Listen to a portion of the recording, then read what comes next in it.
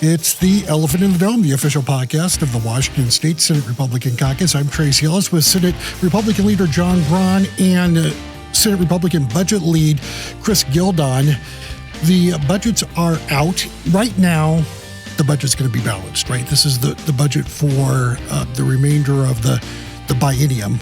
Just so people understand, around here we budget for every 2 years. And so the actual budget that they wrote last year, this budget that's coming out this year basically makes sure that one is balanced, right? Is that pretty much correct? So it's true that in the biennium it's going to be balanced. But if you look long-term at the 4-year, this budget as proposed today is $878 million in the hole before it's even passed. So you're correct. In the first couple of years, it's balanced, but long-term, it's already unbalanced, which is one of the reasons that I've said so many times that this budget it's an $80 billion house of cards on a shaky foundation because it's structurally unsound from the onset. It has a deficit. One of the things that really caught my eye was the expansion of the working families tax credit to people who make north of six figures. I don't think that's what the working families tax credit was meant to be, was to provide a tax credit to people who make 118 or 130, or depending on if you're single or married filing jointly. I think it was to help people who need the help, right? And it's always interesting to me to see the majority party come out and say we need to tax the rich, make the wealthy pay their fair share. But then they do proposals such as this that, gives tax breaks to people who are doing pretty good in our state, relatively speaking. And then there's the other part of it, which, you can think of it how you want, but they did have money in 2029, so way out in 2029, where it may happen or it may not, but they did allocate some money for free school breakfast and lunch for all kids. The thing that's interesting about that, to me, is that about 75% of children in our state already qualify for free and reduced cost lunch. So this covers the 25% who come from affluent families. So you're basically, by expanding it out that way, you're giving a free lunch to a lot of kids who are, parents are rich. Yeah, and another thing I'd point out in this conference budget coming out is there's been this push by the governor and some other Democratic legislators that they got to do some tax relief for as part of the income tax package. Now, I disagree with the idea of an income tax, but the idea of doing more tax relief, that I saw as a positive. But as they negotiated, the House Ds just couldn't, for the most part, couldn't bring themselves to do any meaningful tax impact. So this income tax that hits, and I say this over and over, and people, I'm not sure everybody understands it, how hard it hits, small and medium-sized business, 50 to 500 employees that are the heart of our economy. And instead of finding any way to help that group, or really anybody, they offer a little bit of tax relief for very large corporations. They offer a little bit of tax relief for very small corporations, think like one person, important, but not the driver of the economy.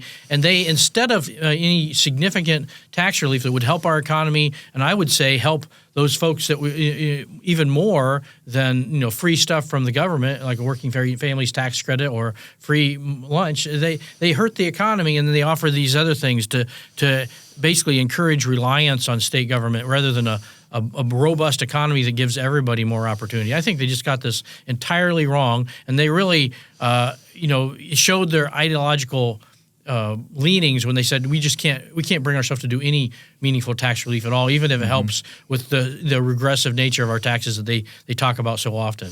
I'm glad you brought up the income tax because we should reset that for people who listened to this show previously. The income tax now has passed out of the House and the Senate. Now, when we're talking about budgets this biennium, it really has nothing to do with income tax. That's money well down the line. Now, they are using some of that money from the income tax should the governor sign it and it survives a court challenge, which is not a sure thing, and it survives a possible initiative of the people. Further out, they are looking to money from the income tax, right, to balance the budget in the future. Yeah, and I think it's very unsafe to do that. Even Gavin Newsom of California says you should not count on this type of income to fund necessary programs.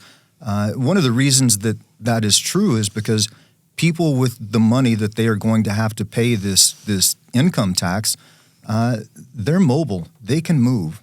They have options. Bezos has already left. We just found out, I think yesterday evening or early this morning, that the CEO of Starbucks is moving to Florida.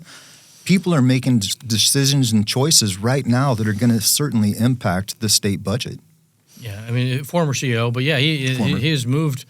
He's moving to Florida, and he's one of many. I mean, our colleagues on the other side of the aisle don't want to downplay the capital flight issue in our state, but it's real. And at least he told the public that he was moving. There's a lot of folks in a similar, sort of asset class, I guess, that have already moved, and they aren't telling anybody. They're just moving, and that revenue is just going with them. So the idea that we're going to count on a income tax that is very squarely pointed at high earners and is just, I think, a false hope, frankly. Yeah, and the lack of an income tax is one of the things that's allowed our economy to grow over the years. It's the reason we have, Microsoft, Amazon, all of these huge corporations have been able to flourish and grow because we had an attractive tax climate in our state. Whenever we change it up and you increase taxes with things like an income tax that decrease innovation, and businesses vote with their feet as well. They can move out of state and take those jobs and income with them. And this budget is like over $80 million, right? Or $80 billion. 10 years ago it was about $40 billion, so it's essentially doubled. Is that correct? Mm-hmm. That's about right. Yeah, and we've said it so many times. How many people's personal income has doubled over that same period? And I'm betting not very many at all. I mean, the average is less than half of that. It's growing twice the rate of the average median income growth in our state. So household budgets are growing at half the rate, and yet their go-to move when the budget doesn't balance is more taxes. It's a tax-first strategy that is not serving our state very well. The cards just don't look good. And when you look at the forecast from the state economist, he's being very, very cautious because I think he realizes that these taxes are forcing different business decisions. We've seen places like Amazon, T-Mobile, Microsoft either make layoffs or decide to grow in other parts of the country. These are ones that are public. There's a whole bunch that aren't public, and this is going to have an impact on our state's economy. There's just, whether it's tomorrow or a year from now, this does not bode well for the future of our economy. And I think we should go back to one other thing we talked about in the budget is because we didn't really get at a whole lot is the growth in the budget. What they're doing in terms of setting up almost a certain deficit in next biennium and those after by counting on low budget growth when they have not been able. I think we'd agree if they can really hit 2.2% budget growth, that'd be terrific. Yeah, that'd be great. But they've shown no willingness to even try to get there. And when they don't, that means an enormous deficit. And we know we've got 2 years now. We know how they respond to enormous deficit. They say, hey, what's the new tax we can trot out? So if I'm, big business has got to pass this year. But if I'm big businesses, I'm worried about a wealth tax. I'm worried about a payroll tax. I'm worried about a corporate income tax. All these are going to be on the table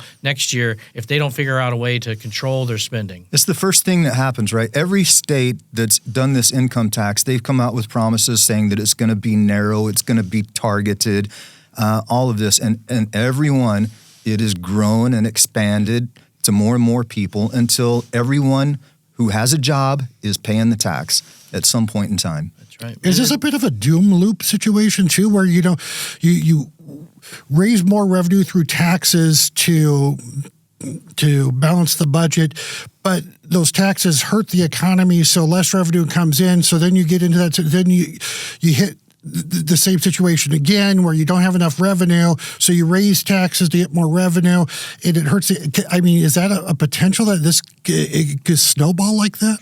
I think we're there. I think if they, if this income tax passes, they pass the budget as presented today, which there's every reason to think they will.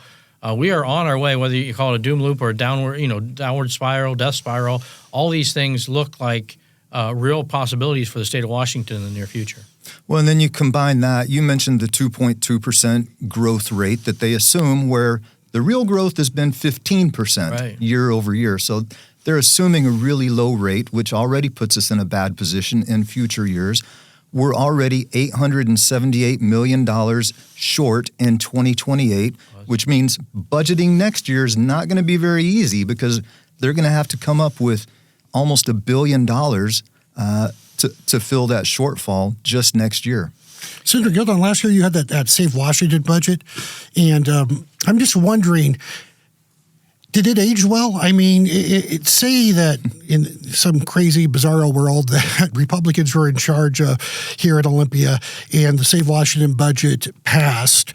Is that budget still balanced? Well, the Save Washington budget was, I think a very responsible budget. It had a reasonable rate of growth, it didn't even get to 2.2%. It was even higher than 2.2%. So for them to achieve that is going to be... You're a spendthrift. Yeah, that's why the whole claim is nonsense. There's no possible way they could do that. They could even, decline to approve the collective bargaining agreements next year and still have trouble getting to 2.2%. So the idea that they're going to meet that is nonsense, which means deficit, which means high likelihood of more taxes next year. It's something that you say all the time, John, is you say we're going to be in this situation until we bend the cost curve over time, until like I've said before, you reach down and grab a handful of fiscal discipline and you bend that cost curve. Until we do that, we're going to continue to be in the doom loop that Tracy was talking about. Well, the reason I bring up the Save Washington budget, because I'm just wondering how it would be different, how things would be different. I mean, I'll just tell you kind of an easy way to understand it is last year they made the decision to fund $4 billion in pay raises to state employees. We said that was not financially feasible, and we opted instead to give every state employee a bonus of $5,000. They made a policy level choice to fund those collective bargaining agreements to the tune of $4 billion. The budget shortfall that we had this year, guess how much? Right about $4 billion. And the income tax, if it's passed, won't it bring in about $4 billion? About every year. Every year. Every year. So half of this is an enormous new tax. So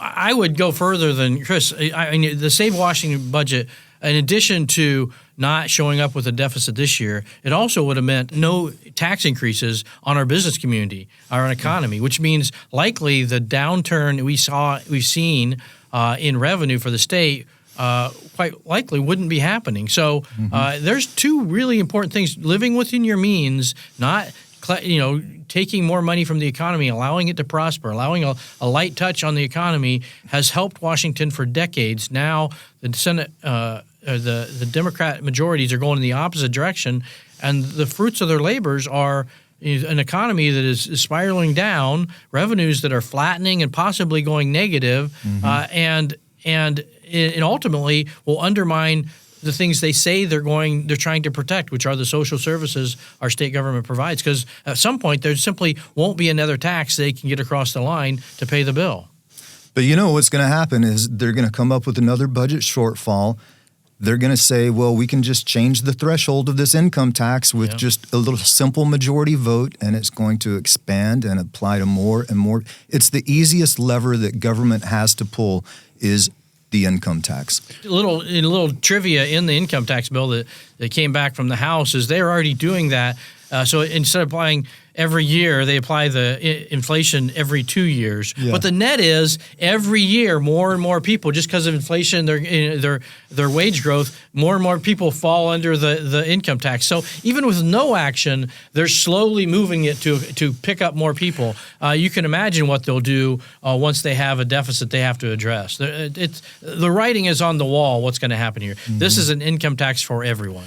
You said you've said a couple of times, Senator Brown, that culturally that an income tax is kind of not part of Washington's culture. A member of the House of Representatives said in a speech yesterday that we've kind of had it both ways. It's a progressive state, but a kind of a conservative tax system. Was that a good point made by that representative that that it has kind of been a conservative tax system that's really helped keep the economy good, even though this is a very progressive state? I would say it's slightly different. I don't know that I'd call it a conservative tax system. I wouldn't call it regressive either. They like to refer to a very partisan study to say it's really regressive. More thoughtful studies have said, hey, we're about in the middle. Yes, we have some taxes that are regressive, but we also have benefits that make up for that put us essentially right in the middle. So I think that a couple things. One, without the tax system we have right now, we would unlikely have the economy we've had over the last few decades, and we're unlikely to have it in the future. I mean, even Microsoft, everybody thinks Microsoft, I think they actually started in New Mexico, not here. Yeah, yes. They came here not because Bill Gates' parents lived here, but because the tax climate was attractive. There was an op-ed that published here within the last week from Matt McElwain, he's a managing director for Madrona Group, like a investment company who've done super well with startups and developments and entrepreneurs here in Washington. He's relocated to Georgia and basically taken the bulk of the future investment outside of our state. It's not happening anymore, whether it's Microsoft or Amazon or Starbucks or Costco, the list goes on and on. Those things aren't going to be in our future because they've decided they know best. They know what will work. And the last thing I would say is that it may or may not be. We can have a debate over whether it's progressive or regressive. What we know for sure is our previous tax system, before the Democrats started winning, was popular, right? The migration data is overwhelming. For years and years, people of all income levels are migrating to non-income tax states. And that was happening in Washington until the majority started weighing in with new taxes, the capital gains income tax, all these taxes. Now all of a sudden, our domestic migration has gone to not just to zero, but to negative. I ultimately believe in the will of the people and the knowledge, the wisdom of the people, maybe better said. And the wisdom of the people says Washington's no longer a place to be. I think you're spot on with that. I mean, when the people speak out about something so regularly and so consistently as we don't want an income tax, the proper thing is to listen to the people, not to try to find every little way to work around it. And my goodness, they are going no bounds when it comes to trying to confuse the people, trying to limit their voice, trying to make sure this sticks regardless of the will of the people. They truly believe they know best what's for our state. And I just think they couldn't be more wrong. And their own policies are going to suffer in the end, because in the end, Washington, which to your earlier point has had, a pretty stable and sound tax system that it's paid for very generous public benefits for the people they claim to advocate for. We're not going to be able to do that in the future. It's not going to happen. I think, quite frankly, they've been pretty disingenuous about how they're selling this income tax bill as well. They're saying, oh, it's going to help K-12 school children, and it's going to help with our health care. Nothing in there allocates money directly to schools or health care. Well, I think is the most alarming thing is that you're telling me, Senator Gildon, you're the budget expert here, and Senator Brown, you did budgets before you became the Senate Republican leader, that it's really not going to help the budget situation that much. These deficits are going to continue into the future, even with an income tax. Well, the bill that we have, the budget that we have before us, it literally spends $5 billion more than we expect to come in revenue. Even with the income tax and all of that, it spends $5 billion more than our state economist says we are going to actually have. Put that in perspective. Last year we had $9.5 billion roughly of new state taxes, another $3 billion in local taxes. So $12.5 billion in new taxes. This income tax I think it varies somewhere between $3.5 and $4 billion a year. So $14 to $16 billion over the 4 year. Huge. This is enormous. This is approaching $30 billion. That's a 4 year number in new taxes. And yes, they have some tax relief in there, but not very much in comparison. And what they call tax relief, the Working Families Tax Credit, that's not guaranteed in the future. That's a budget decision you make every year. So the idea that this is somehow going to rebalance the scales is not true. They're just going to spend a whole lot more money. And in the end, they're still going to be underwater if you look at how the budget unfolds over the next 4 years. And they've consistently shown no backbone in, bending the cost curve, reducing spending. They've only been increasing spending. And whenever you do that, they're going to have no choice really but to come back and expand this income tax to more and more people until, like you said, it's a tax on everyone. I don't want to, we've talked about this before, and I really don't want to harp on it. We just have a couple minutes left, but I will say, they claim that this is all the fault of the federal government, that, these new costs are coming our way, and so we need this money. It's the only way that people on Medicaid are going to be able to survive. It's a what's your ruse. take? Okay. It's a ruse. They want to blame everything on somebody else. But in the end, what we have in front of us is a spending problem. It's a spending problem that's gotten worse and worse over the years, and their claim that all the HR1 is affecting it. It's true, that has an impact, but I think in this biennium it's like $178 million, which individually is a big number, but in the context of an $80 billion budget, in the context of a wait a minute, you had what did you say? $178 million, and they just. But in the context of an income tax bill that's going to bring in, and that's a biennial number, if I'm not mistaken. Right. So double that for the 4 year. $178 million every 2 years. And the income taxes bring in $3.5 to $4 billion a year. So $7 to $8 billion. Well, so that just kind of blows it out of the water. Oh yeah, doesn't it? it's tiny. Absolutely. I mean, if you look at the whole thing, it's. I don't want to say it's zero, because it's not zero. Right, it's right. real. It's a decimal point. But it's a decimal point. Exactly. That's exactly right. Yeah. I mean, but the bigger point is, but they are shameless in blaming their fiscal bad decisions on everything else, not being willing to just buckle down and get after the cost curve within the budget. And there's dozens of places where you can put pressure on the agency, change process, change the way we deliver services, and save real money, hundreds of millions of dollars, ultimately billions of dollars.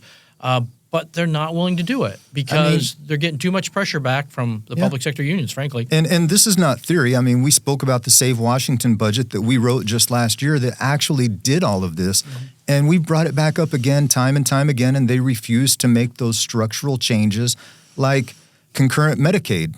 Right? Go. I mean, there's a simple one where it's a real problem. We can achieve real savings. No one loses service, but you got the savings, and they refused to do it. That was several $100 million worth of potential savings. Absolutely, a year. And just so everybody understand what that is, that means we have people in our state who are signed up for Medicaid. 130,000. Who are also signed up in another state, somewhere else in the country. So us and another state and so are both paying the bill for that. Now, in some case, it would be us that should pay in the bill. In some case, it would be another state. But in either case, this is enormously wasteful, and they won't even take it on. They won't even, it's too hard. We can't do that. And then they continue making other bad decisions, I think, such as we've had a problem with a lot of people getting drugs into prisons.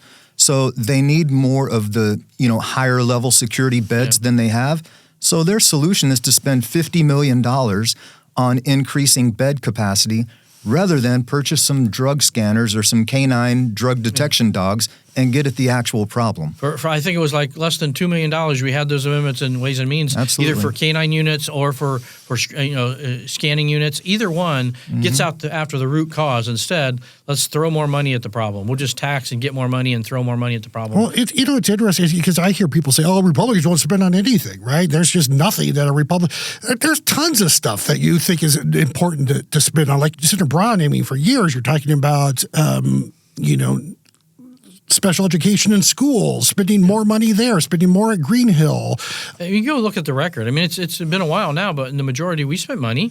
We just spent it on the things that we thought would actually move the needle. The Save Washington budgets in the Save Washington is in the best traditions of Republican budgeting. It was a budget that, as you said earlier, it did actually grow. It didn't. It didn't cut. It maintained services, but it looked at where can we do that with a lower cost and saved money. And it adds up. You save $10 million here or $100 million there. You do that a few times, and pretty sure you're talking about real money, and you can live within your means. And frankly, and this is really kind of out of the legislative purview, but there is so much opportunity right now within the executive branch to get our workers back to work in person, doing the work, the people's work they're paid for, eliminate waste and overuse.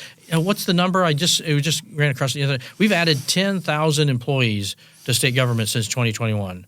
And I think the numbers come back down a little bit, but still, I think in the 8,000. Imagine that. Nobody else has done that. Nobody's added that kind of folks. It's all an effort to solve the problem by throwing more money, more people, more expense. And I challenge you to go out and find a citizen who raises their hand and say, hey, public service is better today than it was 2 or 3 or 4 or 5 years ago. And I may have lost touch with the actual number, but I believe even last year when they were facing the big $7.5 billion shortfall, they still added 1,800 brand new government employees. That's right.